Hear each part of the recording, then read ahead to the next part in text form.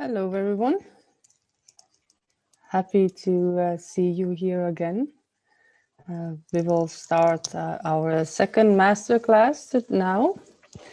And our second masterclass is on photogrammetry. And our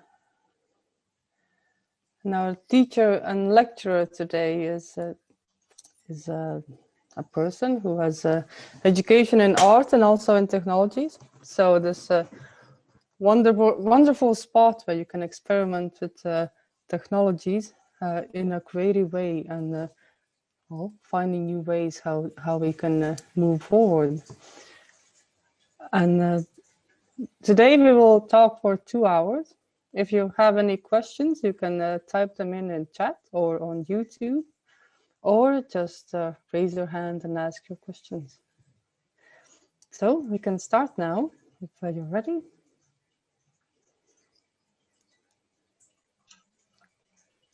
Hi. Excellent.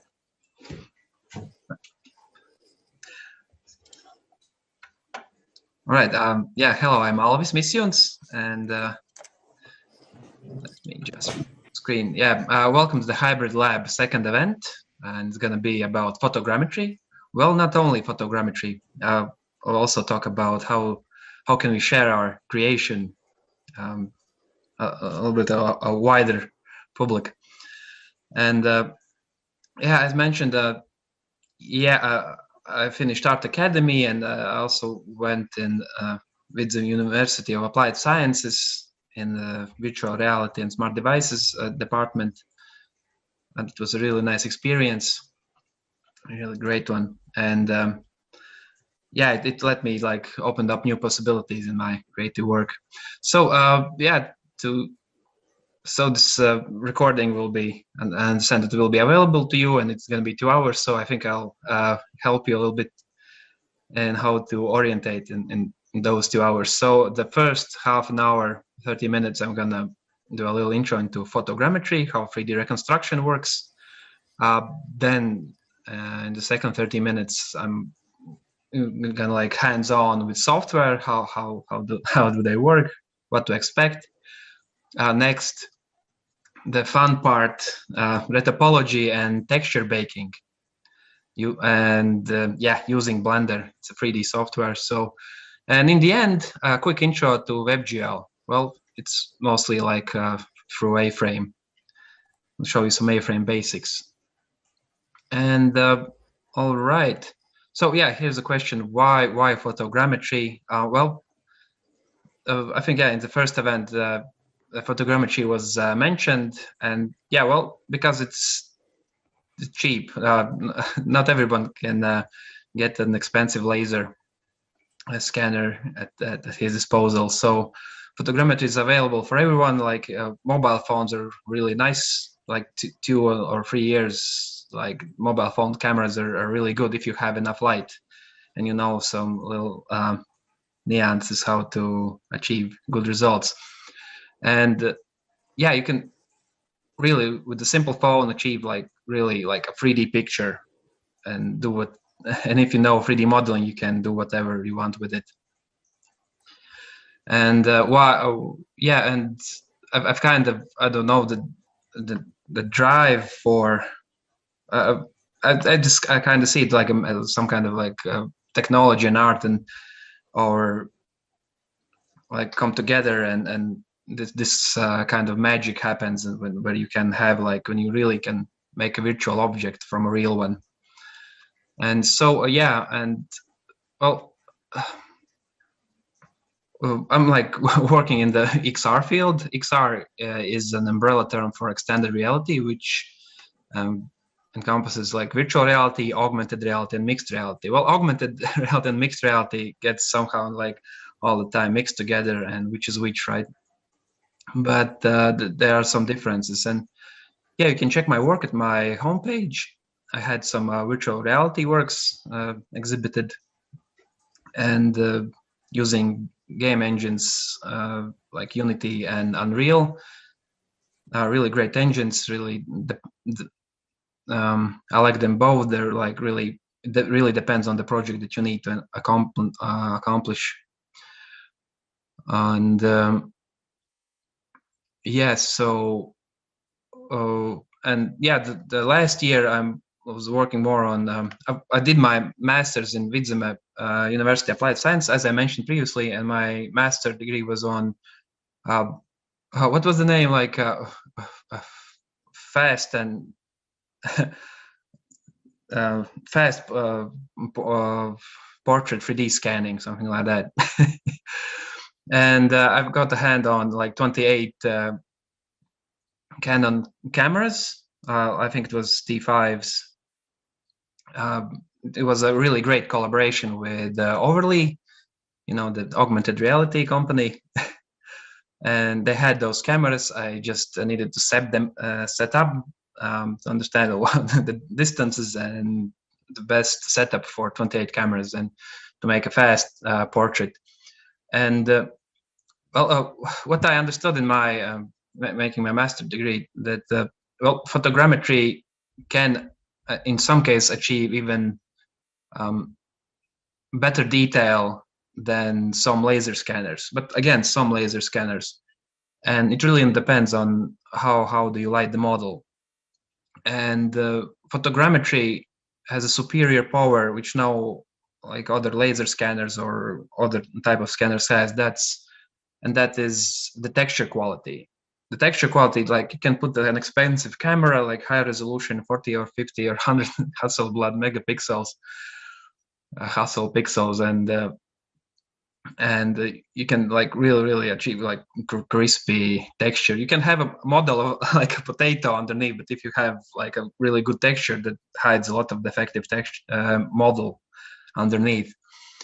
And yeah, another thing about photogrammetry, if you have like in your arsenal like 28 or 100 or more cameras, you can wire them up and you can make world's fastest 3D scanner, because if you have enough light, it's like 1 in a 10 second, you just scan and that's it. You have like 100 pictures of the same from all sides, and then the time takes there's some time for reconstruction, but no other scanner can like capture you while you are jumping or while you're like pouring something or falling or something, or on an or like it's really good for capturing sports movements. And after that, I got this ambitious project to reconstruct some parts of the Art Academy to make this virtual exhibition. It's you can take a look at it. It's virtual.lmap.lv, and you can roam around the academy a bit, and there are the last year's diploma works around. So I had a fantastic team working on it, and really great experience. And of course all these years also I'm like watching over the motion capture studio in Jānis Rosenthal's art school. We had this for some quiet time, and it's kind of frustrating working with it sometimes, but the results are you cannot get any like you cannot get like it's like the precisest thing you can get in like capturing 3D motion of a person or of a dog or of some kind of event. And I do like the same. I work a little bit like with motion data, with topology, not with topology, but and they say like fixing motion, fixing retargeting, like putting 3D characters in motion. You can check my Instagram also, I have some examples. So and the real big thing that I'm really excited and waiting for, and why I'm like diving deeper into the photogrammetry and the webGL part is because really of the mixed reality. And the mixed reality compared to the augmented reality. Augmented reality is like the line is really getting blurred, but mixed reality, it's more about that the device understands the room, it knows the room, it knows where the ceilings are in, and And one major thing is that it remembers it. You can return it to the next day to that same room, and it remembers where you placed your 3D object. And that's like mixed reality. Yeah, and that's like the mixed reality. And I got to play around with HoloLens, the first model of glasses from Microsoft, and I felt that, yeah, that's that's gonna come and that's gonna stay. And someday, maybe after 5 years, maybe more. But yeah, and well, when those, you know, that like virtual reality glasses, they have this kind of like niche. It's, right now only like real diehards and enthusiasts use them, and but still the community is growing. But it's still, the problem is that it isolates you. But mixed reality, you can still like be in the real world and in the virtual in the same time. And well, yeah, I and some have the feeling that it's gonna stay, and for that you will need a lot of content, and you will need to know how to make that content. So I think these are like photogrammetry and webGL are the really right way to make accessible content, so you can view it from any device. And yeah, that's what we're gonna do today. I'm gonna just show you how you can capture, virtualize a real object, and make it available to the wider public. So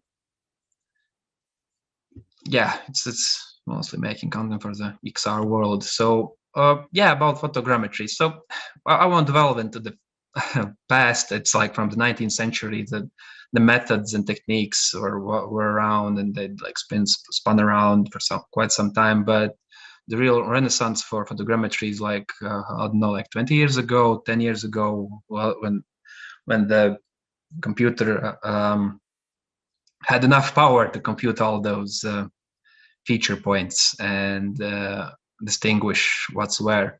So yeah, and the principle of photogrammetry is really simple and complex at the same time. Well, it's as you maybe noticed, that laser scanning, it emits rays, and then it detects how long the ray is, and then it detects the surface, right? Well, approximately like that. But photogrammetry, it's like from a photo and from a lot of photos, and it tries to find the similar spots on each photo and try to understand what's the difference between the points. And trying to understand those differences, it can reconstruct the model in 3D. And that's why like the feature points are really, well, that's the thing that you need to understand when working in photogrammetry, because, well, I'll show you some examples later. So yeah, it's more like, yeah, as I said, like creating virtual copies of real objects. That's a fantastic way. Yeah, like preserving heritage and creating something and showcasing it to someone else. It's a really nice and fast method of sharing. So yeah, as I mentioned, yeah, the lasers versus laser scanning, it's well, mainly it's the texture, image quality. It's just right now uncomparable. Maybe it's gonna be really similar.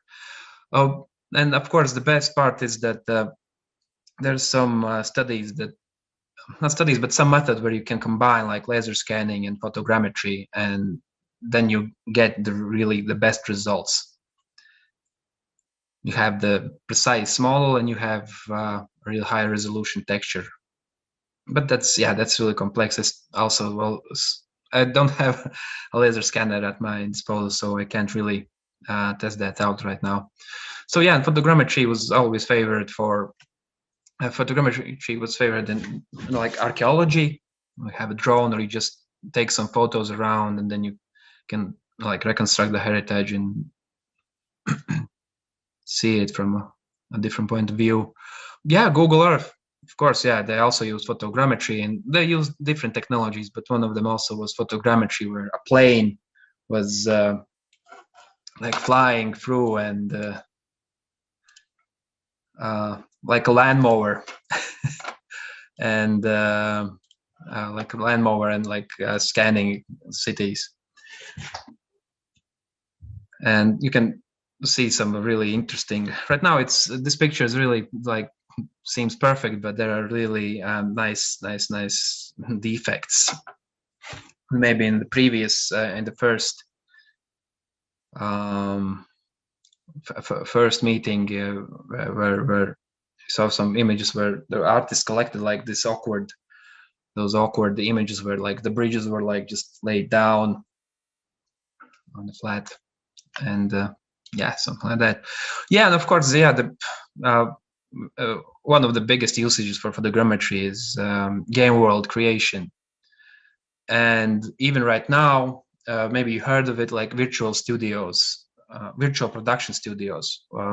You can check out the Mandalorian, how it's made, and it's practically, you have this big LED, big HDR screen studio all around, and it lights the scene, and it's attached to a camera, so the perspective is always right, and the artists, the 3D artists, are like nearby sitting and changing something in real time, and it's really fast, and it's really dynamic, and more you can see the results already than just guessing what's going to be. And it's a really nice technology. And yeah, and of course, for a realistic model acquirement, you need photogrammetry. Well, and yeah, for those who do photography every day, congrats. Yeah, it's much easier. But as I saw, that the most difficult part in photogrammetry is just understanding the camera settings, and how can we achieve a really sharp image. And here we must understand the 3 settings. Oh, 3 really? I think there was 4, but all right. And yeah, one funny thing is that yeah, we the light, we don't see the light as we need to see it. For example, yeah, it really depends on the camera you have, and the more expensive cameras have those sensors bigger, so less light is needed to expose nicely your shot. So, and the phones have very little really small sensors. That means that less light get in. That means that you need to throw as much light as you can on your object, so it would be like crispy, and there would be no noise reduction. And noise reduction is really bad because, well, it draws on top, and every image is then like a painting, like drawn differently, and those feature points are getting lost. The same is for noisy pictures. So the one thing you need to understand here is you need to know your lens, you need to know your camera, and the best here is that the f8 or the f11 the focal length, because as you see here on the preview, you really need to get rid of blurry backgrounds, because, well, when you like photograph an object, well, the front is sharp, but the back is getting more blurry. No, you need to get that also sharp. So you need to close up that diaphragm and f-stop. So, and while closing it down, that means you have less light coming in. Even that means you need more light. And again, the shutter speed. The next thing is, so yeah, another a really good illustration that 1 in 1,000. It's like for sports, but again, imagine like it closes up 1 in 1,000. Also, again, the faster it closes, the less light gets in. And again, you need to understand what to give up. For example, yeah, if you have a really steady hand, you can do the 1 in a 60 seconds, something in the middle. But really, you better take a tripod. It depends also on the camera. Some have those stabilization things on them. And Yeah, yeah, and 1 second from the hand, it's not fine if you need to take 70 or 100 photographs. Well, you have you need to have like abnormal patience for that. And of course, the next setting is ISO, which is the film sensitivity, an old term, but works still similarly. The ISO must be as low as possible in any case. Also depends on the how large is your sensor. So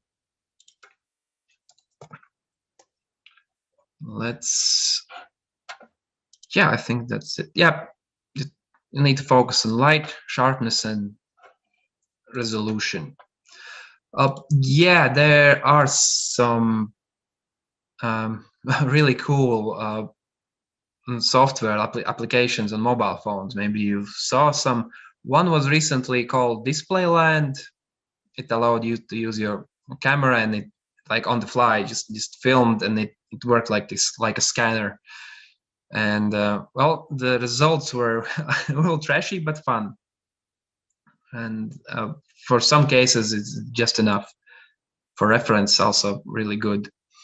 And right now, if you have the newest model phones, they have this R-Core and R-Kit usage, that a new augmented reality like engine or library in phones that understands where are the floor, roof, ceilings, everything, and it understands the space better, and it also like works like photogrammetry and in your phones. And of course, the biggest take is the biggest achievement probably is like the iPhone 12. It has that LiDAR scanner at the back of it, like on the cameras. It was meant for focus. It was meant for yeah, like for better focusing in the dark. But of course, the developers used it in for yeah, like if you have the rays, you can use them as scanners, and it, like you can really have also like achieve even better, really good results. Also with mediocre texture, but yeah, you can get some really good reference shapes to model on afterwards. All right, so and yeah, the thing, as I mentioned before, the feature points. Well, here's just like illustrative image how the computer sees your image. Well, it tries to distinguish unique pixels, unique, not pixels, a group of pixels. And you can check out that site underneath. It explains really technically good how it works. It really helps to understand what and how to photograph to achieve the best results. And it like the software which reconstructs it detects features, and it tries to then compare these features between photographs, and some have like with a little distortion similar, and then it attaches and understands that that's the same and those the same, and then tries to understand what's the difference between those locations, between the feature points, and using that information you can understand what's the 3D. It's like, yeah, Pythagorean theorem, like in math that you've done. Just it draws triangles a lot. And yeah, for scanning, like a really rough example, like a bad choice would be like this rubber shoe without any detail. It's also a bit shiny. Like with eye, could you distinguish, like you could distinguish only some features also. Maybe this flag or what's the decoration and this logo and maybe something somewhere else, but that's not enough. You're gonna have a potato in the end. So, and a good choice is probably this hunter's boot. That's really like tried being disguised, but it has a lot of unique features. It's still a little bit shiny, but it's better than the simple rubber boot. And yeah, so again, bad choice is just photographing white sculptures. Well, there's here in school also we tried to capture some to like preserve, but no, it's not. You need to, if you really want to capture that white sculpture, then one thing you can do is spray it with some kind of charcoal or paint, make it feature rich. You can draw some X's, you can stick some things on top of it, but the best thing is what you can do is spray it with something and it's gonna be fine. Like the sculpture on the right is a good choice. In this case, it has a lot of unique details. Be aware of contrast too. Like the shady part, it's gonna, if your camera hasn't like HDR or has a small well, if the technology isn't there, then you won't have anything in the dark shadow there. So need to be aware of that. But okay, like the type, it's a very bad but the interesting choice. You can try it out. Maybe it's gonna catch on something, maybe not. Depends on how dirty or clean it is. Because imagine like every image, it's you just take a look at it. You cannot. It's like well, it's like camouflage or something like that. You cannot distinguish its form easily because everything changes in every new frame, in every new position. So and the method usually it's really simple. You just go around your object and in 3 or 4 layers as needed, as the difficulty of the object. Like if it's more like complex, then do more. And it's better to make more images than less, because you can always delete later. And in the first tries, it's always like half pictures are really blurry because of the shaking hand. So we really need to train that and try to then take a lot of pictures. Some also tried to make the burst mode and just walk around. No, you have constantly blurry images. All images will be blurry, especially if you're doing that in the dark. So, and the best for best results, at least 70 images are needed. And fill the frame. You don't need like empty spots. It's no use. You imagine that you can count the pixels on the image. You can count the megapixels and understand how is useful and how is not. In the end, maybe have a 50 megapixel camera, but your object is just like a 12 or 10 megapixel, something like that. That's so better crop some things out, but frame it all in, fill the frame. And I suggest going around the object. You also can put on the really like black background or only white background, but it's really difficult to achieve. You need the studio oftenly, and the first time when you're trying it, it's never successful because the background always have this gradient, and that gradient catches on the reconstruction program, and it confuses.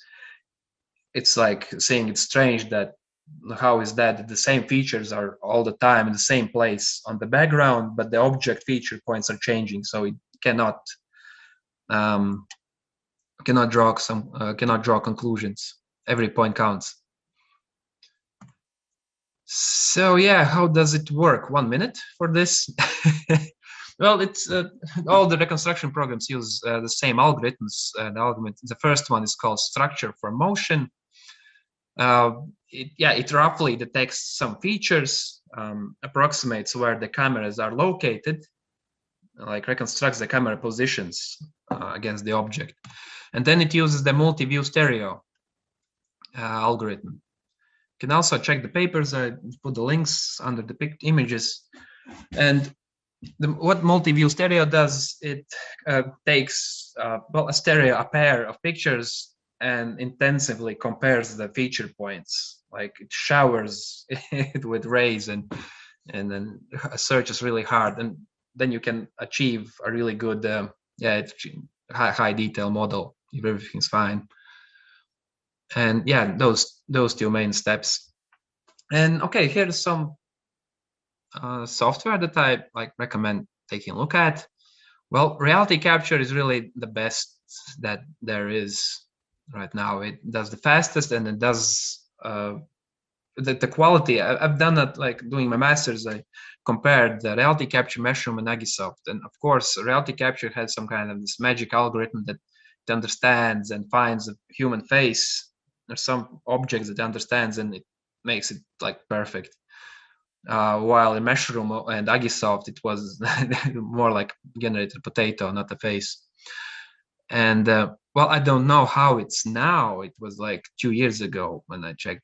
And no, 2 years, it's like a century in computer software. So I saw that there's a new version for Mushroom, like 2021 right now, and maybe it has, well, advanced, and it's for free.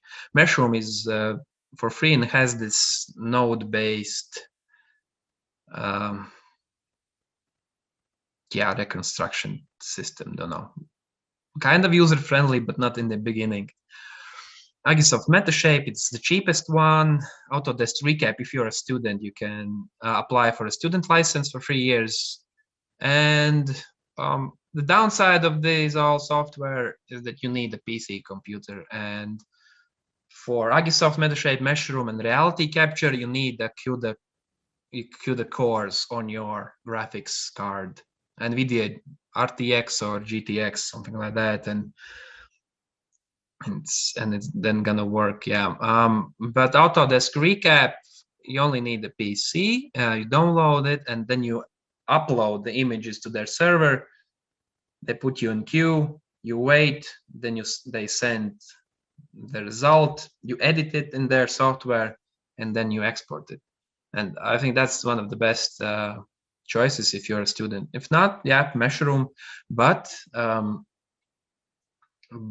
I really suggest Reality Capture. Right now, it's been bought by Unreal Engine, by Epic Games. Epic Games has Unreal Engine, and Reality Capture gone much cheaper right now, and it has a really nice licensing system. You can download Reality Capture, you can reconstruct, but on the exit, you need to pay. You need to pay for the images, image amount. So, for example, 28 images, 18 megapixels, it was like €1.50, like €1.50, something like that. And it's really accessible. If you have this rare object one time, I think it's a really good option to pay. It just saves you time and nerves, and the quality is over the top. Let's take a look at the software. The first one, the Reality Capture. So it looks like this. Reminds me of like Microsoft Excel or Word or Windows Explorer, something like that. It's really similar. And I'm gonna just throw in some pictures. It's simple as that. We just go through. All right, where's my folder?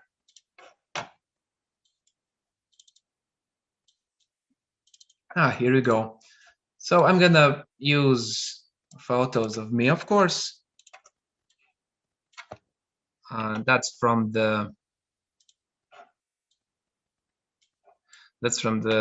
my when I took it my cameras. Well, my studio. That studio was in a collaboration with Overlay. Those 28 cameras, and let's try to align them.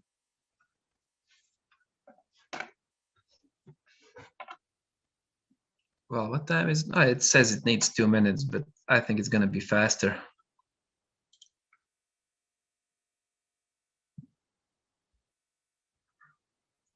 The best part is if you have a compatible video card, and you can have a really, like, the computer must not can be also not so fast, and it does a really good job. And as you see here, we have this point cloud, a rough point cloud, and we have those cameras aligned. Okay. no light there for me. So, and it has those cameras aligned, those perfect positions. And the next thing that we need to do with it is just show the position, just show the where it should be. Yeah, what region to reconstruct, because if you're taking the whole room, it's going to take a lot of time, a lot of vertices, a lot of, well, it's not worth it, of course. Well, if you're doing spaces, yeah, and of course if you're doing some rooms or parks and stuff like that, of course. But right now we only have one point of interest, and that's me. Let's then reconstruct. Right, we really don't need to do anything here. Yeah, if we have trouble, if our hand was shaky and we'll have too few photographs and the images aren't connecting together, then yeah, you can use control points. You can show, if you see with your eye that, yeah, that's the same point in that image, and you have a lot of them, you can force to combine to combine the images. Because yeah, let's take a look at those images. So you see the green dot. I don't know if your quality allows that in your end, but the green dot shows that it's being used and it's being seen. So by clicking on one image, it shows a number, and it's the number of feature points available right now in what images, like for this image, the next image, like 75 feature points. So, okay, let's then take another step. Let's take a normal detail. It's maybe gonna take a little bit longer, but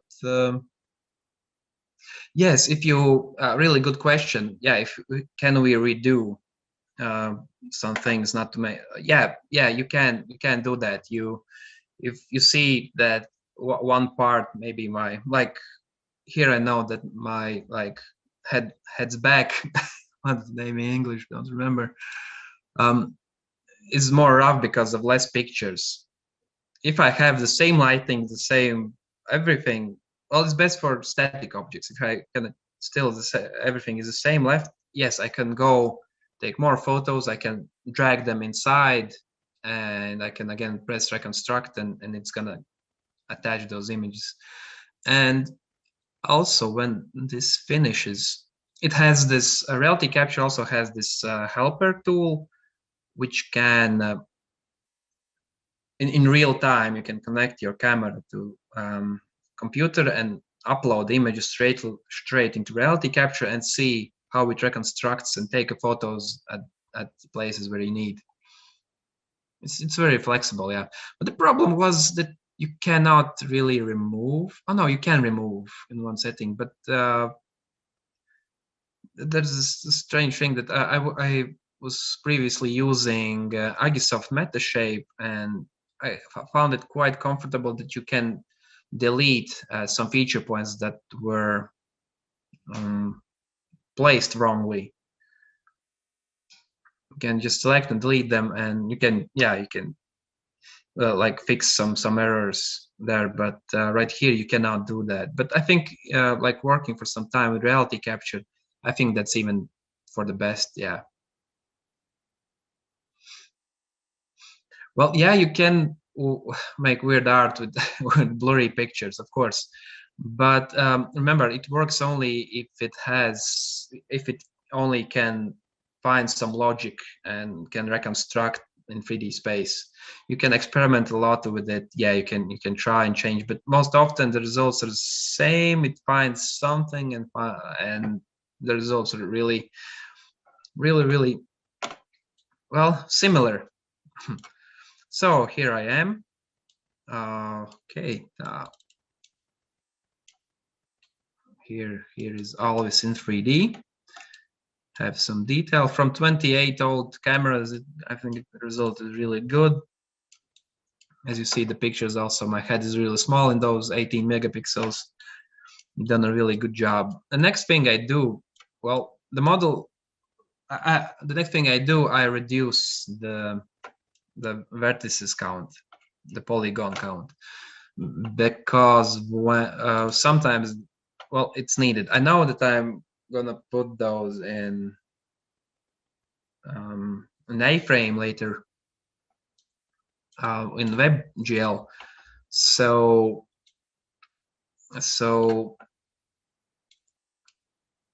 yeah, I need that model as light as possible, but I still need to preserve some details. And here I'm using the simplify tool. Let's go to the record. Yeah, here it is, simplify tool, and we'll change it to 500,000. 500,000. Here we go. And let's simplify.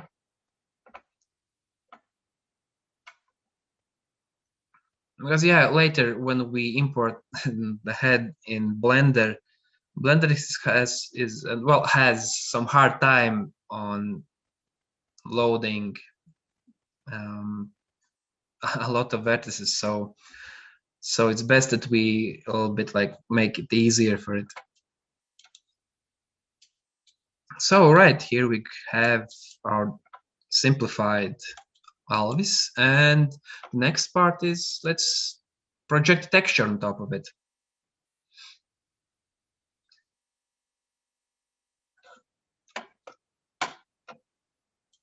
And yeah, while it works with this, let's take a look at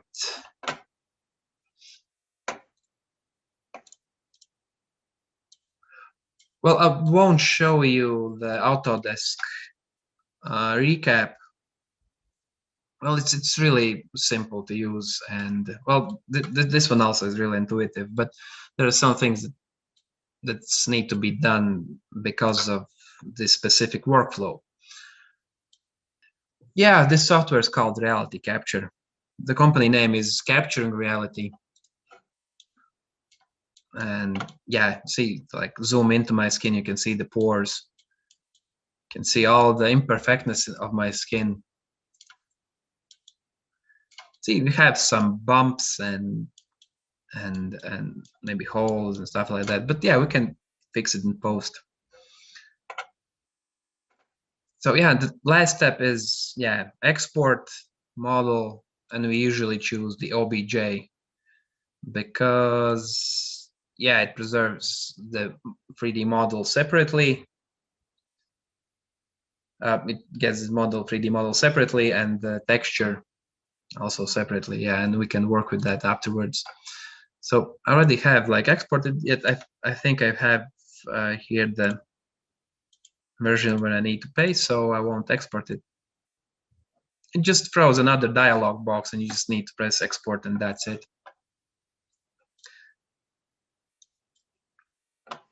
So yeah, let's take a look at Mesh Room. Okay, well, it's opening up. Yeah, here is an example of how, if you want to rotate only the object, how it should look like. Ah, yeah, here it is.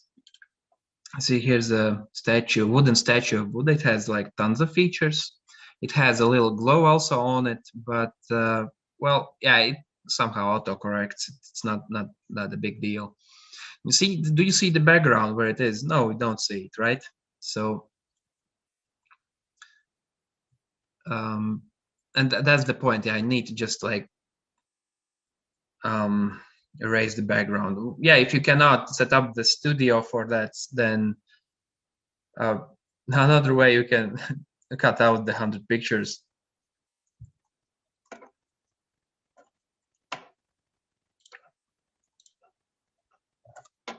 Right, let's take a look. So, and here is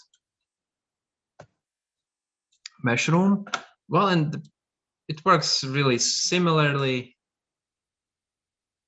but the best part here is that you can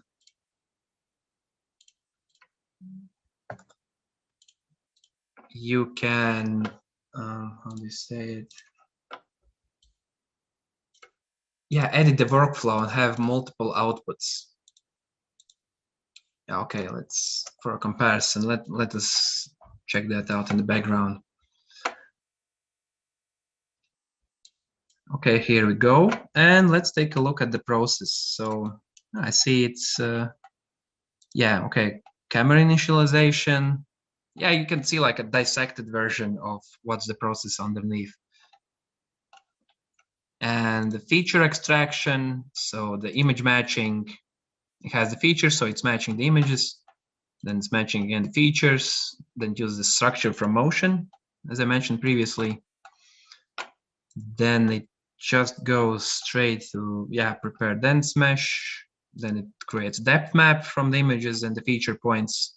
Depth map, yeah, it's quite cool feature because, yeah, you can achieve like some micro details also if the pictures are great. And it does the mesh, and it does the mesh filtering. And the best thing here is we can skip some part. We can tweak any part. We can, well, here is the place. Yeah, we can also like, it's more possible for us to make art here than than there. Let's just start it and hope that it won't roast the computer. And see the line up here, it shows the progress.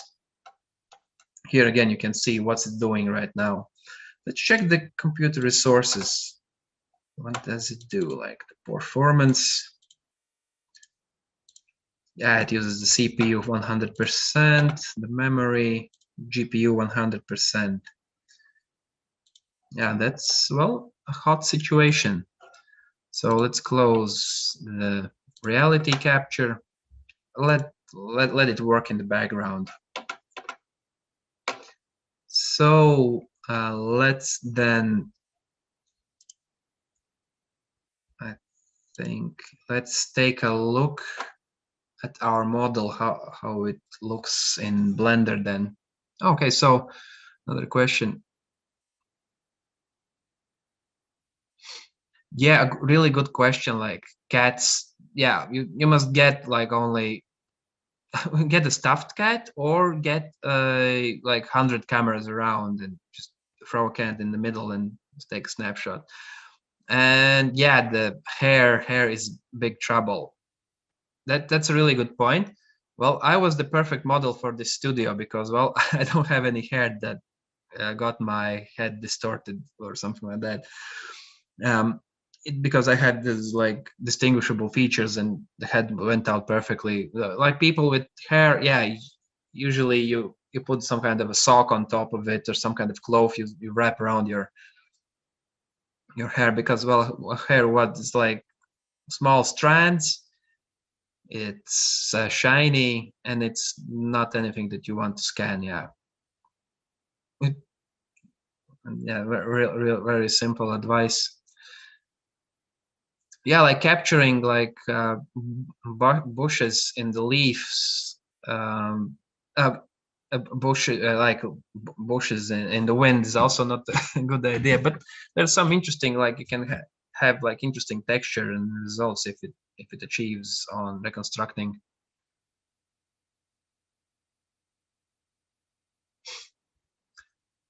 No, noise base. You mean like only like with noise? That would be. It's really tricky for it. That's a really good idea to feed in noise.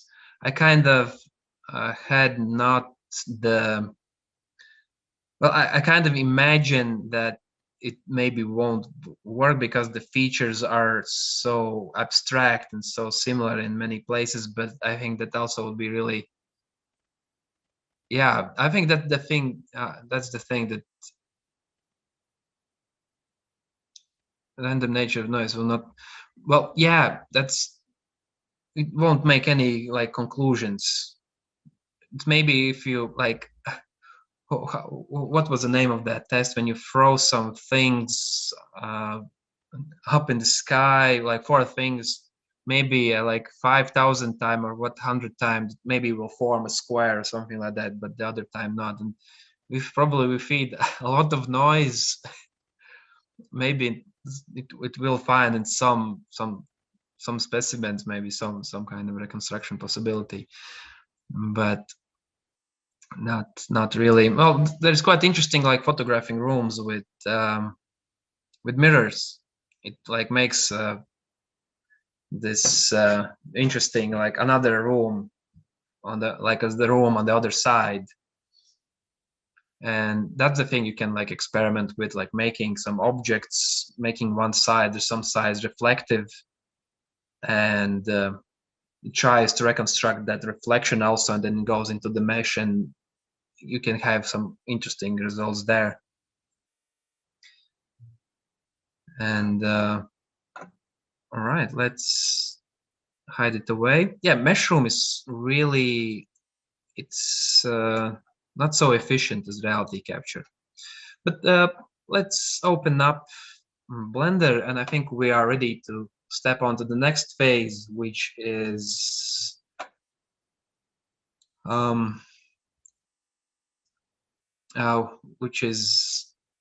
like oh yeah, topology and texture baking using Blender. And that is another really, well, here it gets even more technical. And again, if you go through it, I think it gives a lot of ideas for artistic works to be created. So yeah,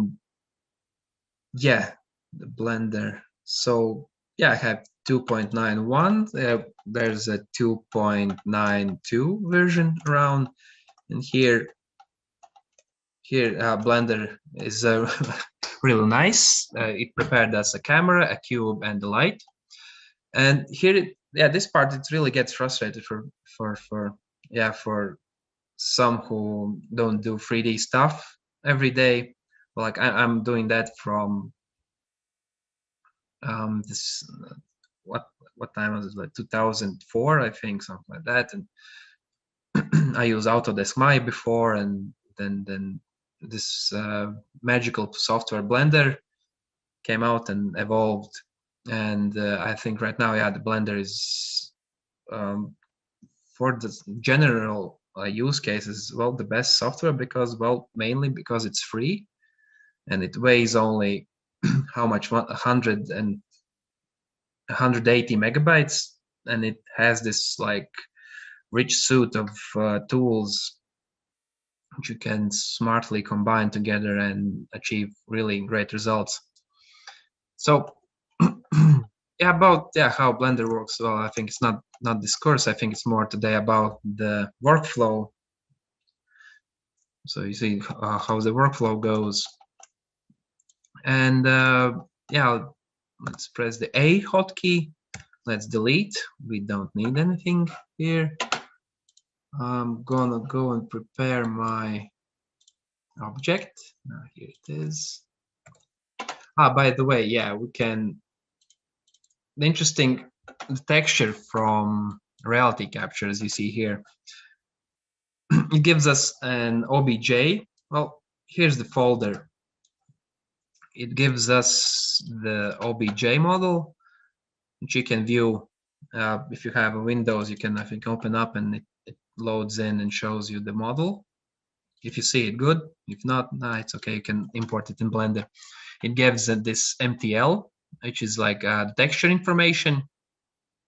Most of the time you can delete it. It only shows that this OBJ is connected to this image, and you can change it in, like, open the text editor and change it afterwards. But the interesting texture that we get out of reality capture, you see here, some parts like mixed together and thrown around. And this is another hard point in like 3D, that you have this 2D image and you have this 3D object. and how do you project that to the image on the 3D object? Well, it's basically really simple. It's just like origami or something like that, when you just wrap an image around or wrap a presenter. Basically, it's that. And here also, the reconstructed model is projected depending on the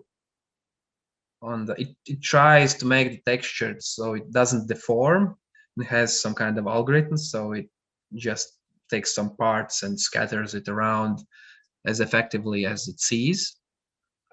And it's best if when we are going to the retopology and texture baking part, it's always best if we can correct the UV map, make our own, so it's more like logical. Because here, if we also want, like, we can like open this in we can open this image in Photoshop and put a tattoo or some kind of drawing on top of my like ear or cheek or anywhere else. But it's quite hard here because maybe in some parts it dismantles, and yeah, it's good if we can redraw that. And the UV mapping is, well, for some who wait enough UVs in their life, they think that okay, it's just, yeah, it's a process. It's, yeah, okay, it's normal. It's interesting sometimes. Yeah, I need to figure out, like, it's a little puzzle. How can you effectively combine and place the UV layouts? But for the beginners, it's really frustrating, and it's like a problem. The UV mapping and topology, it's a problem in the game industry and the, well, CGI industry for 30 years. And there are some tools that do retopology automatically, and they're good. Yeah, they're mostly good, but they can be not as effective as needed. So I think I'm here. Yeah, let's import myself. Let's just take a look what's happening there. Well, yeah, it's gonna take a lot of time, so I'm just going to stop that. Close it off. It's still quite long, yeah. You saw the difference. Okay, here I am. So yeah, first let's arrange ourselves. Let's press R for rotate. X-axis 90 degrees, minus degrees. Yeah, Blender is really good with, it has these really intuitive hotkeys everywhere. You just can, you see, I don't even use the tools. Just, if I want to rotate, I press R,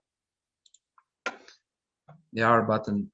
And all right, I think, yeah, this part is like a culmination, like where your frustration and anger and everything, like if you're doing the first time, like combined, right? Like, well, like creating art.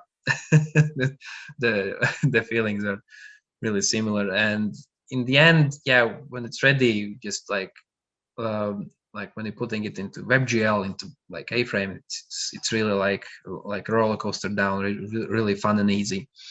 But yeah, we need to prepare it, because right now, let's check it out. It has, well, we know, like we can see the scene statistics. It's like 249 vertices. Yeah, well, that's, well, maybe you can show it on some, but some phones will be slow on this, and we only could have one head only. But if you want to build a rich scene, then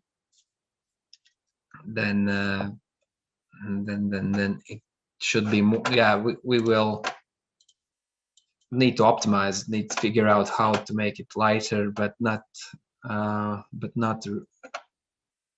lose the detail.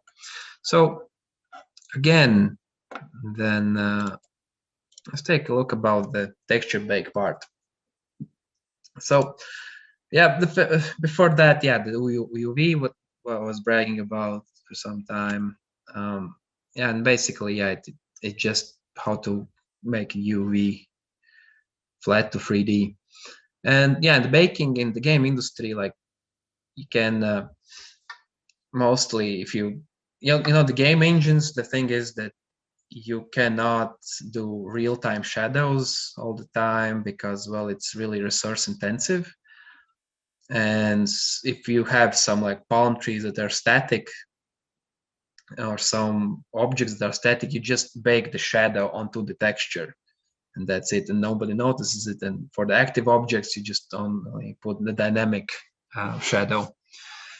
And here we bake, yeah, here we do with photogrammetry, we do more like reproject, more like reprojecting. And we have this like our high poly model.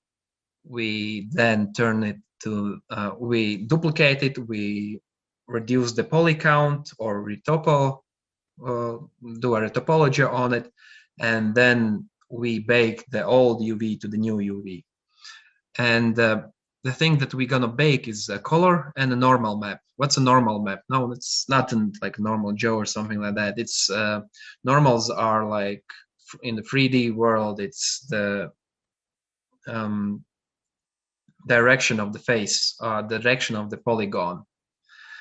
And I'll show you, yeah, the normal, yeah, as you see here, like a 3D object, and it has this perpendicular against the object. And what's our normal maps? It's, we have our complex model, and we want, if you want to preserve all the details or all the creases and all the small fine small defects, then we can do this kind of a trick, make it a low poly, really smooth, and we can reproject that rough, that surface, the format, well, the surface irregularities, we can project like a texture map, and that texture map simulates how light falls on it, and it looks like something like, the map looks like this. As you see, it's simple. You can like create it in your studio if you have a green, red,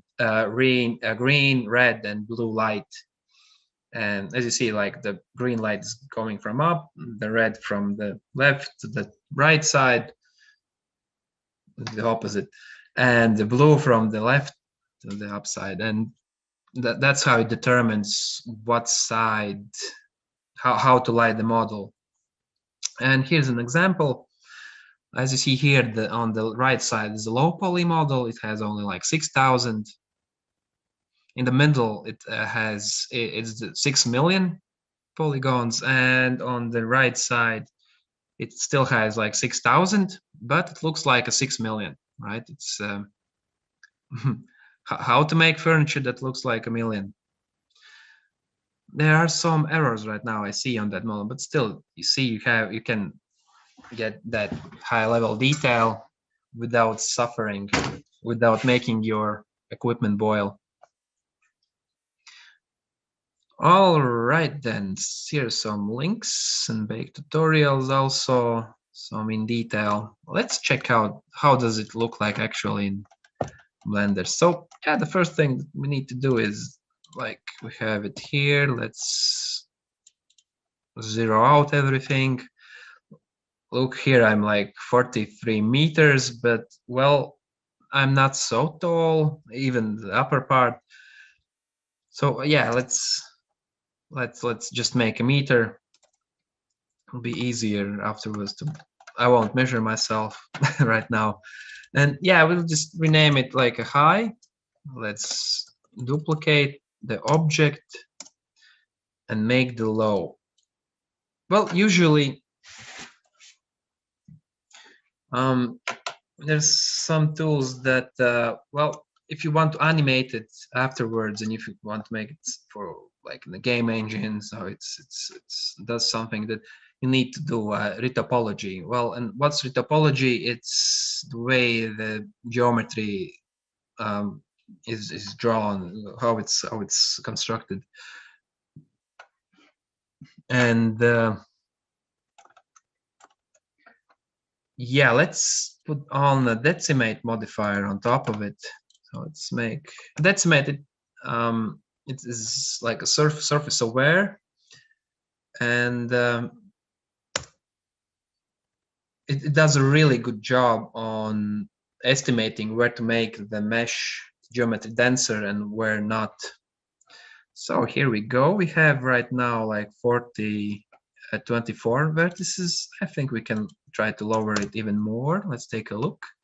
As you see, the rough geometry edges are beginning to appear. Oh, yep, and here we have this low poly art style right now, right? But it's gonna be a little bit too low. Let's go to the 8, one of the 8 part. All right, let's just shade smooth, so make it visually.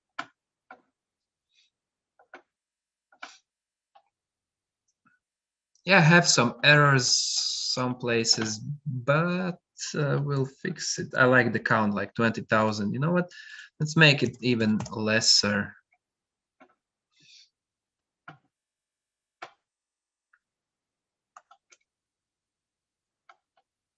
Yeah, maybe. Let's try and let's apply the modifier so it doesn't recalculate every time we do a change. And yeah, let's then, where do we have this kind of rough edges? Yeah, the sculpting tool is really interesting, really great here in Blender. Also, we can like smooth out parts. Oh, need to put out the strength a little bit. Let's do like smooth out. Yeah, I'm like ruining the model a little bit. We really need to be careful here what we are doing. So let's correct the ears, but we don't have, yeah, we need to Dino Topo turned on, but I won't do that now. That will take some time. Need some modeling. The modeling, yeah, part is take an hour. But yeah, we fix those things where we see some kind of strange irregularities, because it's gonna be a really frustrating thing afterwards. So yeah, I think it's gonna be fine. Ah, here is another one. Let's go back to layout, and I'm just gonna cut off some things with like, yeah, what will be like this modifier Boolean difference. Yeah, let me select this one, and it's cut off. We have a straight. I would cut off probably a little bit lower next time, but it's gonna be fine. So here you have our two models, one low, one high. And the next thing is, yeah, the UV map. That's as I mentioned, the industry is still struggling with it. There's no fine tool to work with it to make it automatically. ZBrush has some good, some really good, well, easy, intuitive tools to unwrap in UV. But yeah, it's still. And in this case, it won't do. So yeah, right now we're just going to the UV editor. Let's take a look. How does the UV look? Yeah, here it is, and it's all around. I deleted stuff. It's a mess. It's just an ugly mess. What we can do is let's select some edges, and I'm gonna, well, it's like, yeah, cutting something. Yeah, taking the skin off and then putting it back on. Simple as that. Here I'll turn on the mark seam, and of course mark seam the bottom. Somewhere probably also need to cut in here. Yeah, the seams is like, well, when you're making clothes, the same. You try to put them in places where some things collide, or is it less seen, somewhere hidden. Because if you put some kind of random texture on top of it, it's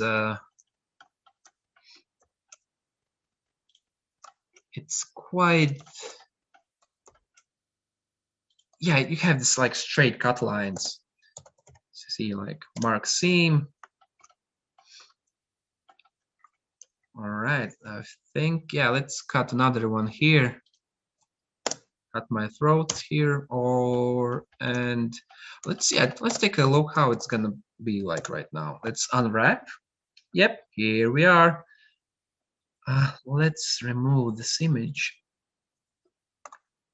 Yeah, here we are. So here by priorities, you see, I'm not using the whole image quite effectively. And the thing I'm gonna do is, let's go here. I'm gonna choose the islands. Well, this part isn't so important for me. I'm gonna make it a little smaller. This part is gonna be really small because it's, well, I don't have any anatomy here or there. And let's, yeah, try to somehow make it bigger because, well, every pixel counts. I think we can do a better job if we cut even here. Mark seam. Let's unwrap. Let's unwrap only this one. Unwrap. It unwrapped again all. Well, that's okay. Let's just make it smaller and tape in pack islands. Well, it's better, but yeah, Blender has this. It's really not so good. The thing here, yeah, let's make it a little bit bigger.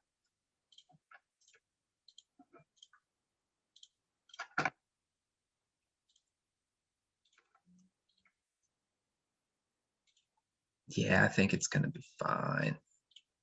No, not need to keep the proportion similar. Let's, yeah, I think this part is smaller. Is it? I just needed to rotate it, but no, it is smaller. All right, good. So here's, you can put on the floor. You probably can understand what to expect from this. Let's go and bake it then. And there are a lot of different baking methods. Firstly, we need to check if the texture is there. Yep, it's here. Let's make it shade smooth. And we can use the internal Blender baker, but we also can use a plugin. Find on the net. I found a really nice one in GitHub. It's called Easy Bake, and it's a really nice plugin. So because, well, as you see here we put the low poly, here we put the high poly, here we choose the distance where the reprojection where it searches, and texture size. Yeah, this is important thing.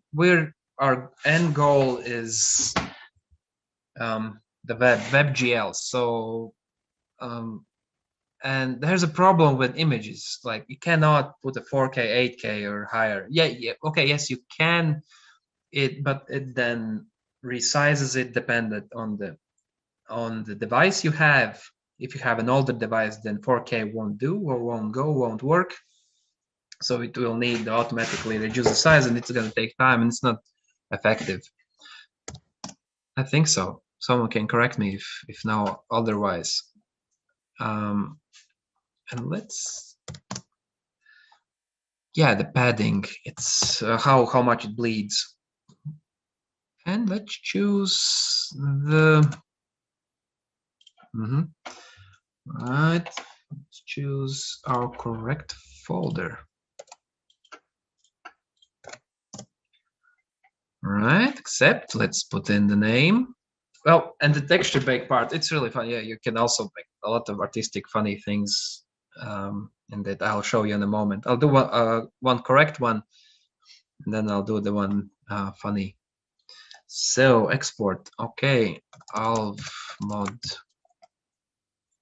something like that. And the thing we need to click here is tangent normals and color. Okay, let's press bake, and it's gonna work for some time. I think, well, it usually isn't so long. Let's take a look, maybe. Oh, yep, here is our normal map. As you see here, oh, nice, like a picture of a moon or something like that. Here's my face.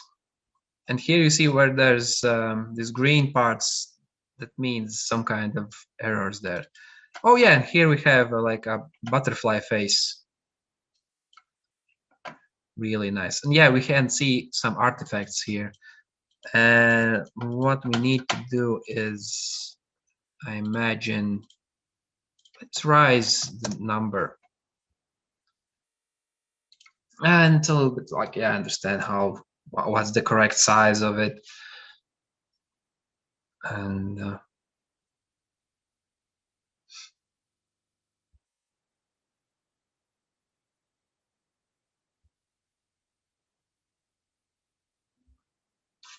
okay, let's take a look. It overwrites.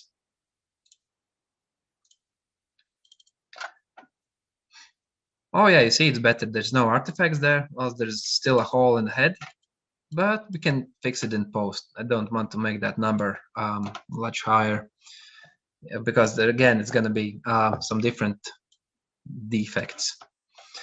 Okay, let's hide this one. Let's project everything on a cube. What do you think? Let's try that. All right, let's try. Grab Z. Let's check the UV. Yeah, the UV map is like this. Well, we won't change it. It can be more effective, but let it be. And right now, let's choose the cube.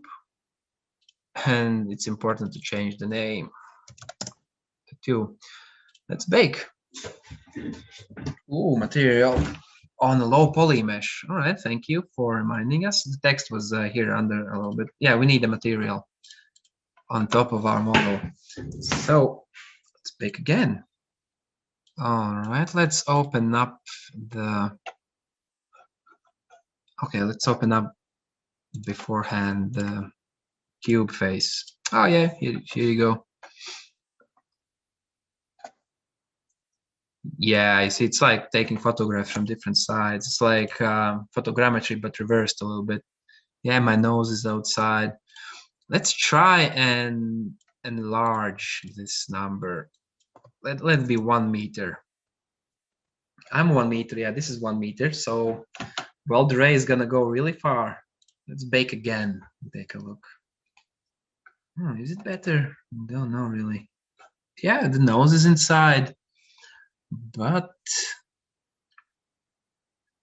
yeah, it's much better, but not enough.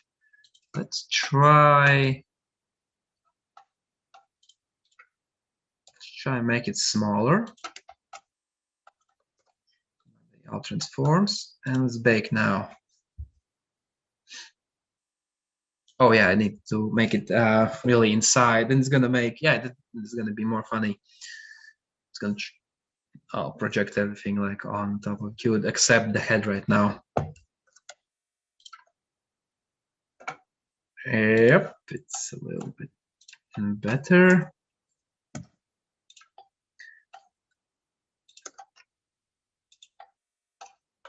Right. Scale, grab Z, command A. Let's, oh, this is gonna be the last one. We'll move on to the next part. Yeah, the next part, the most fun part.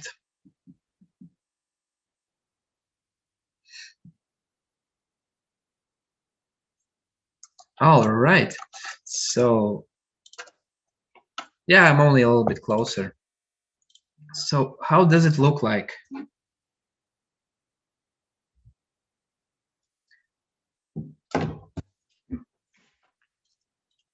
So let's hide the high poly. Oh, nice. Nice. It's the old texture on top of it. We need to remove it, but yeah, it was really, really nice. So, but let's change it to our new one. Command V. Where was it? Yeah, this one was it. And let's go to the shader editor. Okay, here we have our Command C, Command V. Here we need to choose our normal map. And let's, yeah, we need another node for that, like normal map, like an interpreter or something like that in the middle, in the beginning. And let us add, see here, we need to use non-color. And let's put some light Let's put some light on it. Command R, and let's go to the render mode. And you see we have our low poly. It shows a little bit like the effects are glitchy. We have some high details preserved, but well, it's really lightweight, as you see, as was the goal. And right now, let me hide it for a bit. Let us take a look how does this cube looks when an object is put on top of it. So let's command V, and again, image text, no, normal map.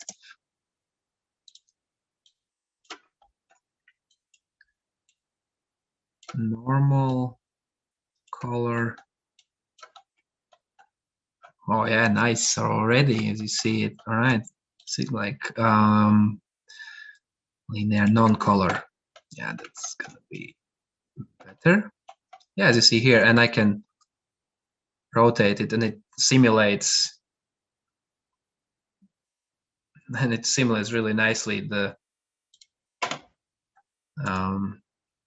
depth. It's like, well, let me like rotate the light more. Rotate. It's like a cube, but you see it's not in the same time, and gives this like magical. It's like really nice low poly part. Even I think the texture is even, we can use it as a moon. The texture is even, I think, not necessary right now. But if you want, yeah, we can have it to like rotate. Yeah, you see how it transforms the light? It's cube and it's not a cube at the same time. Oh, all right. I think I really like this part. So let's maybe adjust it a little bit.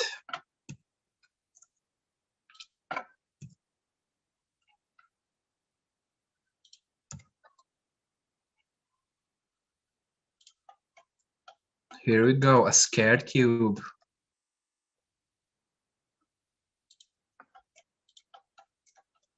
And let's put the shade smooth. Oh, nice organic statues, low poly.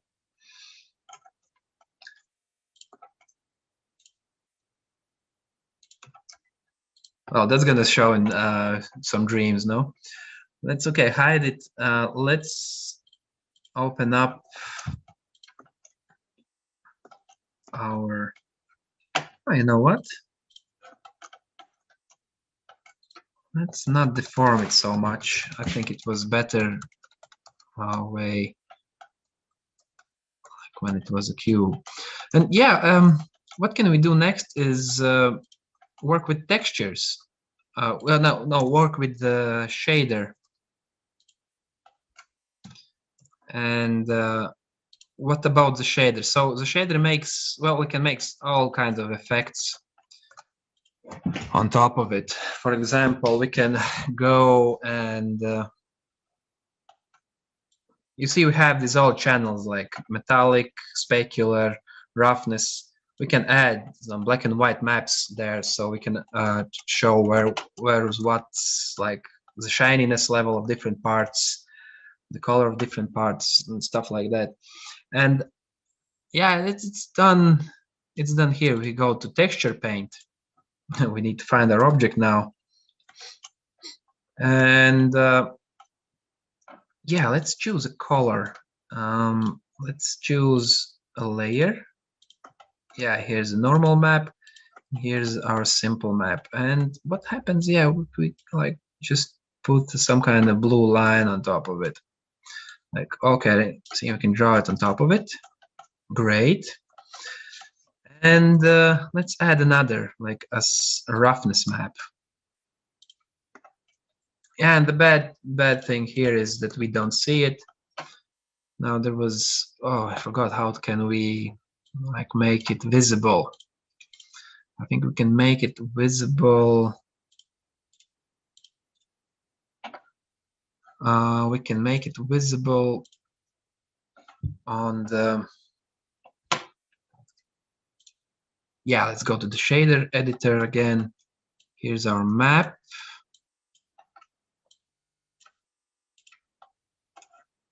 Okay, let's just draw. You see here, something like that, and let's take a look how our model looks now.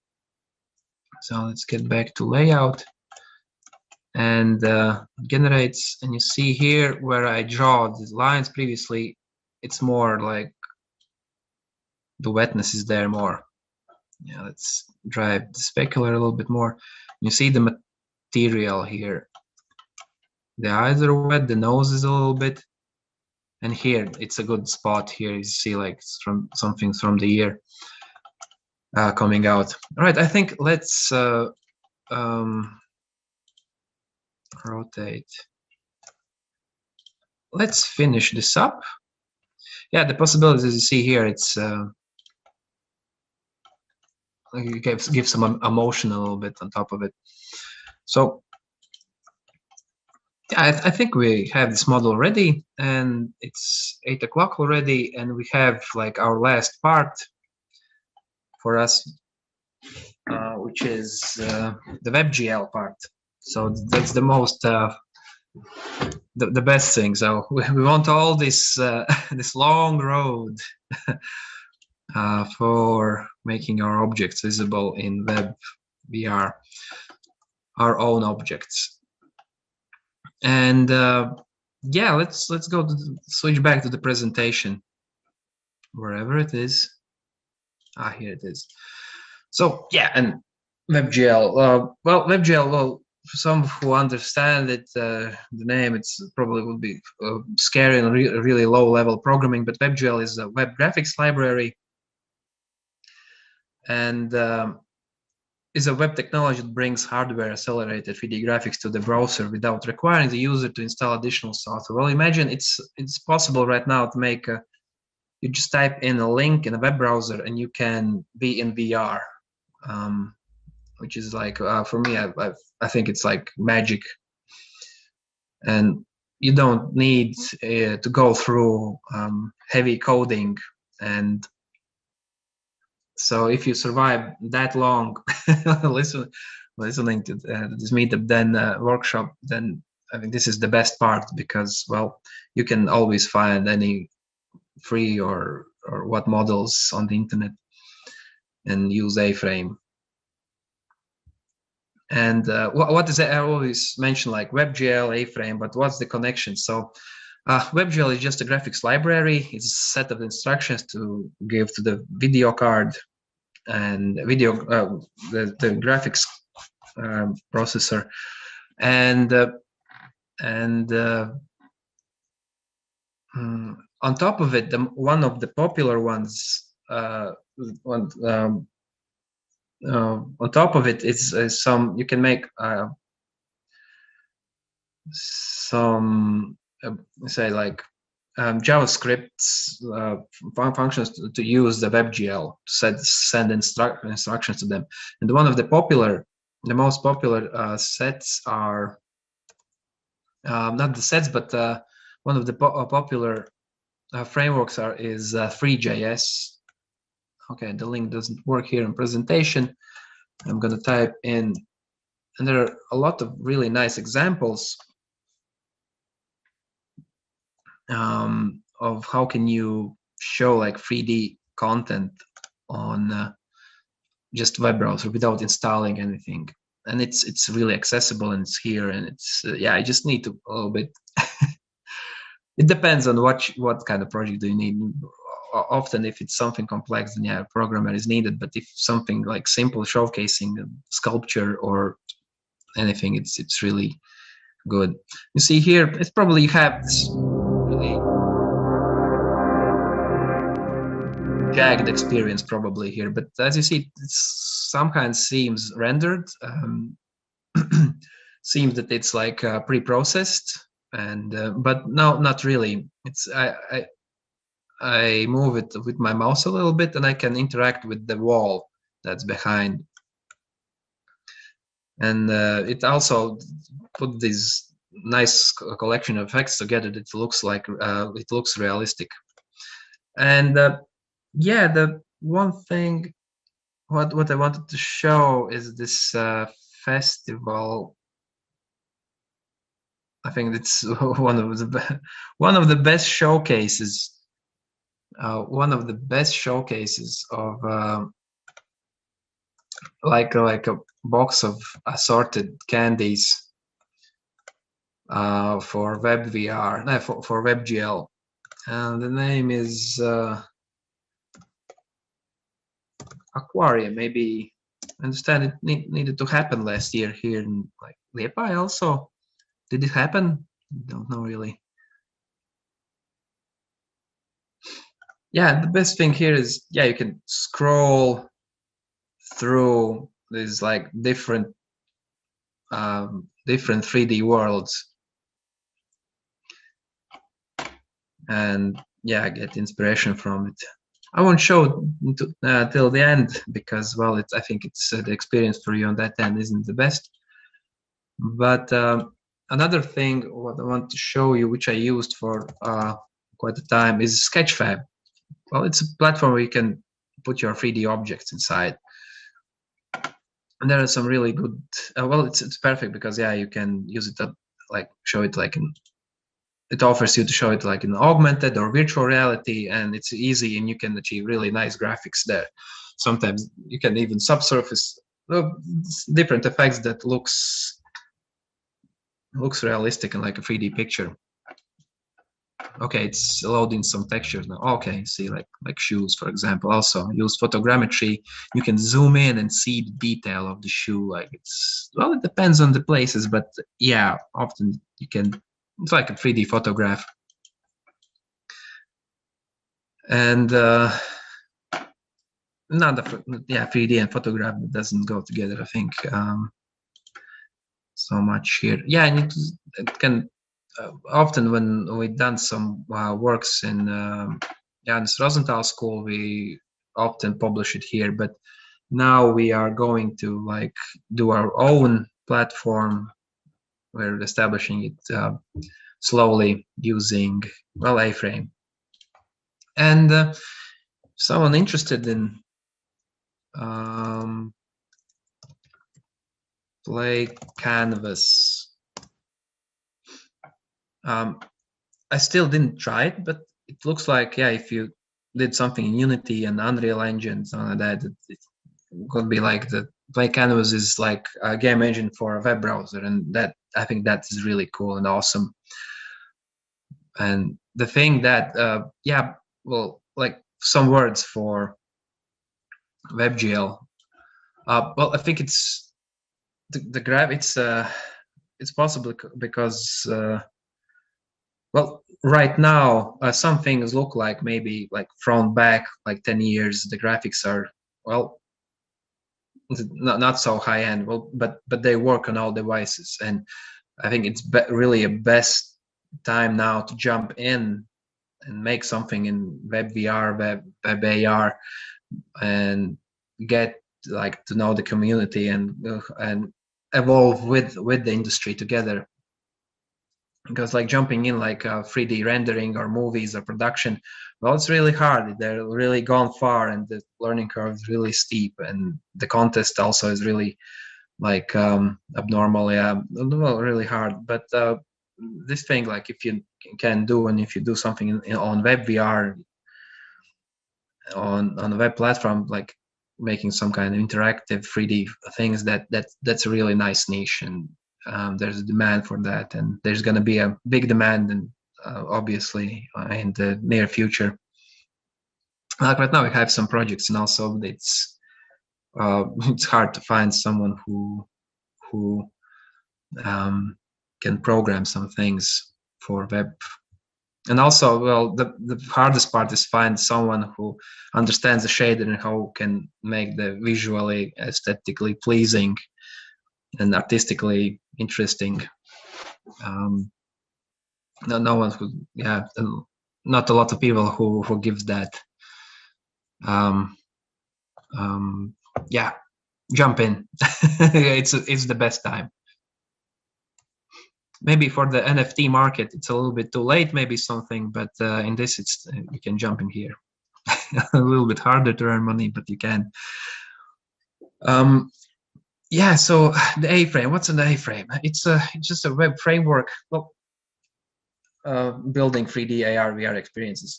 Well, as I mentioned previously, like there's this webGL, web graphics library that's connected to the hardware, and then the next layer comes that Freejs. There's also Babylon and some other you can find, of course, but yeah, Freejs is more popular. The next layer, and then another layer on top on WebGL and Freejs is A-frame, and A-frame uses only HTML to put objects in place. It's like a basic game engine, something like that, and you don't need to do logic, do code, do stuff like that. It's all like semi-prepared, and if you want to access it, you can. And yeah, well, HTML, as you know, probably some of you worked in it. Yeah, it's not a programming language. It's a markup language for documents designed to be displayed in the web browser. Well, it's like, yeah, upper stage from the backside. Just show where it should be and when. And yeah, right here in A-frame, we'll take a look at like two parts. Really simple. We won't delve into CSS or script making and stuff like that.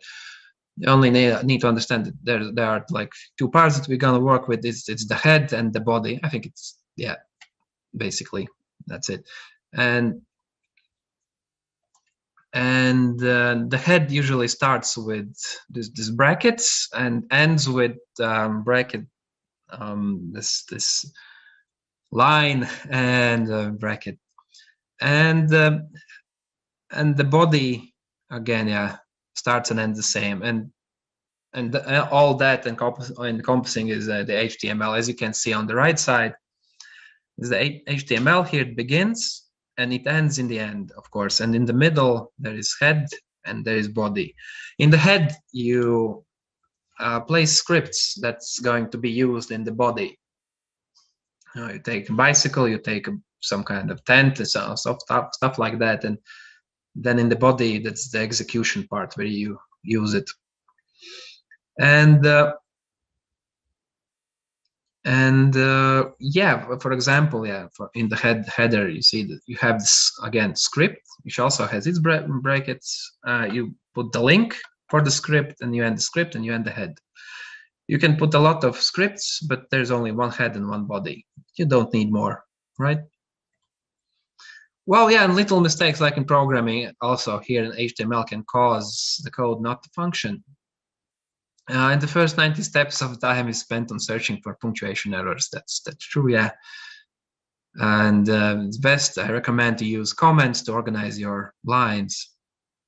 And you can comment things with, as you see, this press it, what's underneath, and you can type in any symbols, anything you want. It won't be read. And here's an A-frame example in HTML. So you have the head, you have the script, A-frame script, and then you have the body, and you use the A scene, which is from the A-frame script, and in that also you have the A box, which also is from that script, and you access the attributes. Default is 0, 0 for everything, but if you put outside here the position and the rotation, you can change it, and it ends here, and that's it. You have it here. A-frame, if you don't put the camera or lights there, it puts its default lights and cameras, and yeah, it's all settled. And when you open the experience, you can also use a VR button, and it also throws you into VR, as you can walk around your object. That's really fantastic. Well, yeah, the hard part is, doing stuff with HTML and the web. You need a server, you need a domain name, and stuff like that. And it's best if you can find some kind of umbrella, someone who knows and can set that up if in production. But for playing around and to getting better to understand how the code works and how the world works, and for even simple home pages and projects, you can use glitch.com. So let's go to the glitch. And yeah, it's really really good and fantastic platform. You can share, you can work multiple people on one project, you can like write code like in the same time and see what other is doing. It's fantastic, and in the end you can just send a link to anyone and just work. So okay, let's prepare. Let's press a new one, and let's see how the glitch works.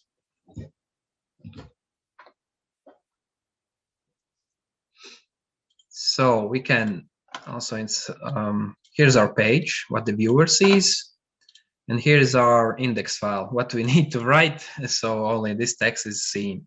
But we won't do any text like this. We will only use A-frames. So for example, see, I can put more, and yeah, it updates simultaneously almost.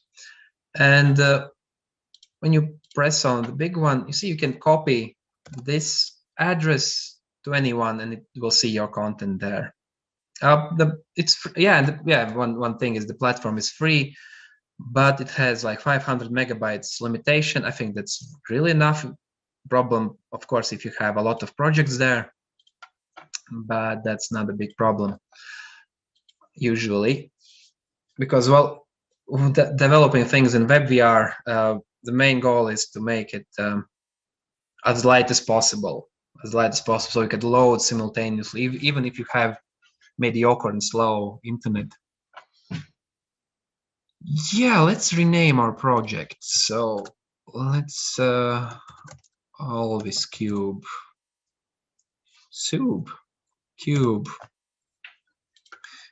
Here you go. Yeah, and what happens, see the address also, the name goes in the beginning, and all you need to deal with is glitch.me.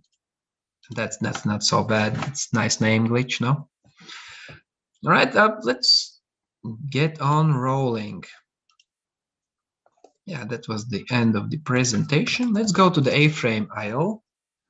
And here is the A-frame homepage. And the most important thing here is the documentation. It's really simple, it's really precise, and it has examples. And all that we need here, you see, copy that. And there's one minor detail. Yeah, let's change it to 1 because the newest version has glitches. And you see here we have, well, our 3D scene. Let's take a look. And we can use the arrow keys to walk around. We can use double the ASD to, again, walk around and do stuff. And yeah, that's it.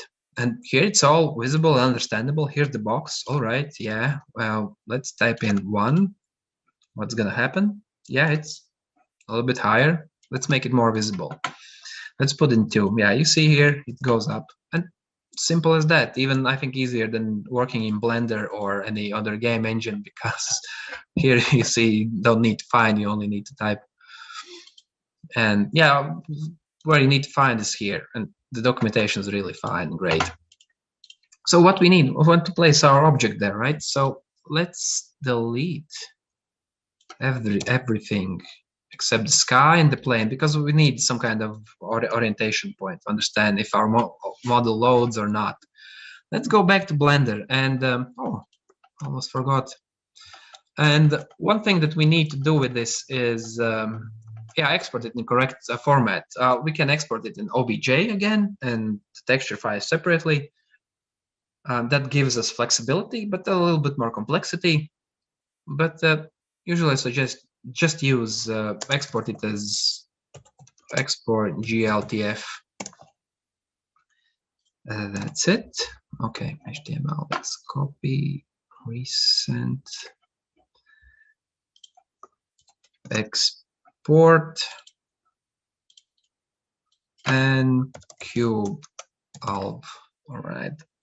It's important to select the objects only because it's gonna export everything that's in your scene. And here, just to JPEG. Let's turn to JPEGs because it's gonna be 3 times lighter. All right, here we have the assets.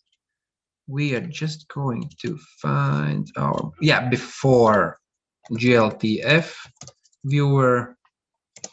Just throw it in here, check it if it works. If it works here, it's gonna work everywhere. Yeah, it works. All right, I think I have my new profile picture ready. All right, let's throw it up here and let's copy. Really nice size, 470 kilobytes. Perfect. Like how much was in floppy? Can I store this in floppy? I forgot how. I think I can, no? All right, so yeah, the GLTF, let's find in documentation GLTF, and here it shows how can we place GLTF object. So there are 2 options. One is using inline, using the assets that before opening the scene, it loads all the objects that are in the assets lines. If not, then I think simpler is better now. We'll just copy it as just like when it loads, then it shows. It could be a problem for heavier objects. And path to, let's copy the path. Copy inside Command V. Let's take a look. Maybe.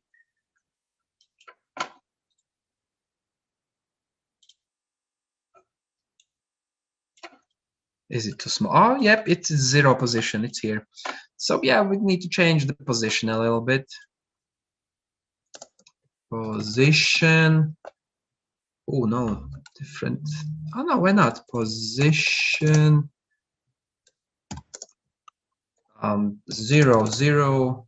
No, let's put it 1 and -5, 4 maybe. Yeah, because it's in the center of the plane. We can check that out. And yeah, we need to change the scale to scale plus 222. It's like X, Y, Z axes. Let's put it like 5. Yeah, it's a little bit too small, but it's gonna be bigger. Here we go. All right. And the light is awful. It cannot understand what's happening here with the light. So we need to add our own light. Let's just type in here light. And yeah, let's put one directional. Command C. Command. We need to do this all in the scene. Do it outside, it won't render. Here's one light. But here it gets a little bit frustrating. How to control the light? Well, let's go to our 3D view and press Ctrl-Alt-I, like inspector. And here we see the light. And here we can adjust the light. Oh yeah, floppy is 1.4 megabytes. Yeah, I can almost put two of my cubes there. Oh yeah, good question. The scaling, no, it doesn't. No, it's you mean for the image texture? Well, the image texture as it is, it's like it is. But for the geometry, no, it doesn't. It has, well, yeah, if you put the big object and pour texture, then the edge is always going to be sharp as you want to like enlarge, but the texture on top, yeah, you could see some defects. The texture, it cannot get, it is what it is, like, yeah. If you know that it's going to be a large size, then you need to like divide it in parts, something like that. The biggest problem is with the texture. right here. But if you have only like solid geometry, that's gonna do just fine. Oh yeah, here is a little bit like creepy line, a little bit like, oh yes. Here, and what we want to do is just copy the entity. Let's go back here. So the upper copy, and the light's gonna be in the same position. Let's go around. Yep, here we go. Oh, it looks like I'm crying. Funny. And yeah, you can put like, I don't recommend putting a lot of lights there. I recommend maybe 4 or 5 lights. So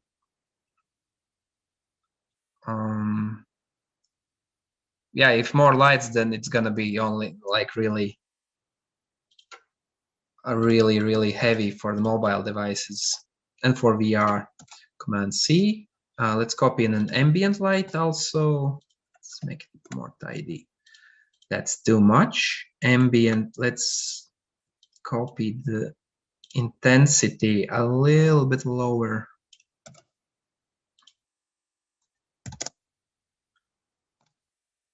Intensity 0.5. Oh yeah, yep, that's better, I think. Yeah, there's no darkness anymore. The ambient lights. You have this like kind of don't know understand like is it 3D or is it 2D or so, what's it like, and yeah, that's the magic of understanding the 3D. Yeah, okay, let's try to scale it up. Well, for example, let's scale it up only on the y-axis, like for 20. Well, of course, yeah, the texture is, well, it can be recalculated, like to make the texture. The problem is, yeah, well, Photoshop had a new feature like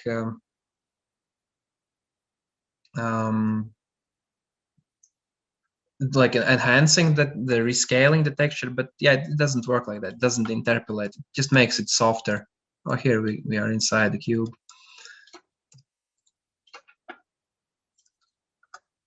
Something like that. All right. So, are there any questions? I think that's like it. Like from scanning to make it weird.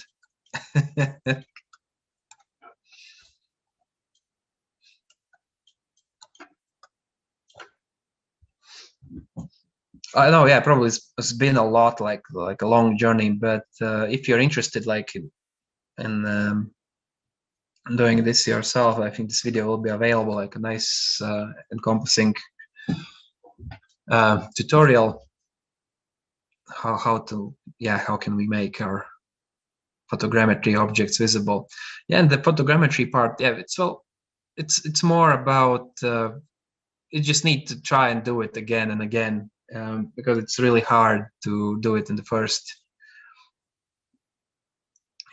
time. You just need to feel the camera, need to feel the understand the light, and that's not usually successful for the first time.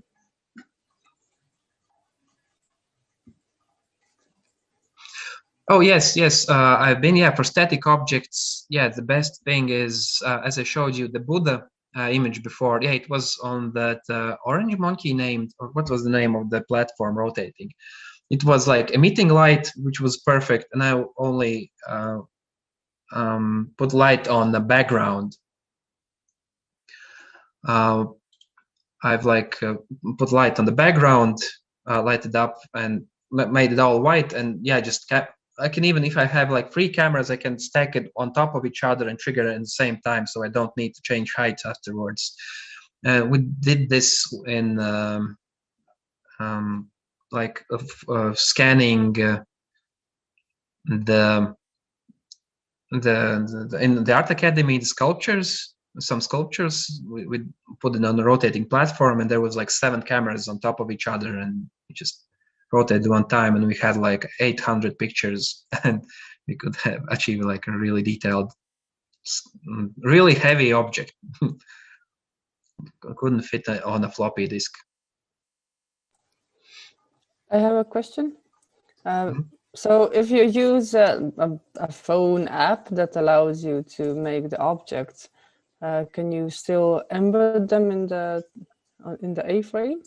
Oh yes, of course. Yeah, you have yeah, if you find this yeah, the software, the apps on the phones, they're like changing all the time, and one's disappearing, one's appearing. If you can find a nice one that generates some results that you want, usually it offers that you can export a GLB file or an FBX or an OBJ, and yeah, you can like send it to your computer, or and even I think you can even do all this prototyping and making your object on the phone also. You can open Glitch on your phone and you can do it all in one spot.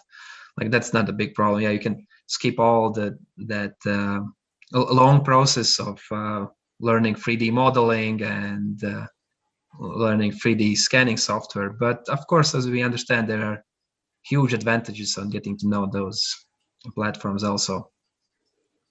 Because as times as I try to use those apps on the phones, they're usually like, okay, I've got the model, then so what? It's ugly as everyone's else. So it's just like they're all similar. And how can we like jump out of that is trying like a little bit diving deeper into the photogrammetry softwares and what can we do with the model afterwards. And there was but really good I think useful results I achieved with the iPhone 12. It has this Face ID camera. It's from the iPhone 10 I think version. It's really it's really high resolution scanner, and usually I can, once I scan like a baby, there like so some parts like one front side, left side. Well, it was moving all the time, but I tried to catch the same pose, and it got the best part with that iPhone Face ID scanner was that it had this proportions were identical, and I didn't need to do in Blender any scaling. I just assembled together, and then I made a 3D print out of it, and that was really like a good. Like wow, and it wasn't meant like that, but you can use the phone like that. It's fantastic. And the backside leader also that went 12. I feel I kind of making commercial here, but I just fell in. There was the Samsung 10, and it had also this some kind of 3D depth camera, but it was just a gimmick. And I'm surprised that iPhone, no, it's not a gimmick. Like you can do some things with it. Thank you. So we have reached our end. I don't see any other questions now. So I think we can say thank you. Thank you. There's one question more. In what way I have combined this technique with 3D printing? What way? I've just scanned, like, imported in 3D, and then I'm just sculpting and no, different combination of tools, and then just printing. Yeah. Well, it's a process, but yeah, if that was for artistic functional. It looked a little bit like, you know, like stylized, but it was also accurate, and that was really cool. Yeah, that I need. Yeah, I think the results was really good. Can show you now. It's a private project. Okay, so yeah, if no other questions, then thank you. Thank you for hope at least maybe you understood that what you want to do or what you don't want to do. Thank you. Well, honestly, the Blender part was a bit heavy, but as always, it's for everyone always. I taught to my wife also the Blender part, and she was like, why? Yeah, the third dimension, it's hard. Yes, but I hope that when rewatching the video, I can get a tiny bit more into it. Well, more of the process, yeah, but there are a lot of nice Blender tutorials out there separately. Yes. So thank you for the lecture. I enjoyed it a lot, and then we can stop for today and resume our hybrid lab in 2 weeks with a discussion. So thank you very much.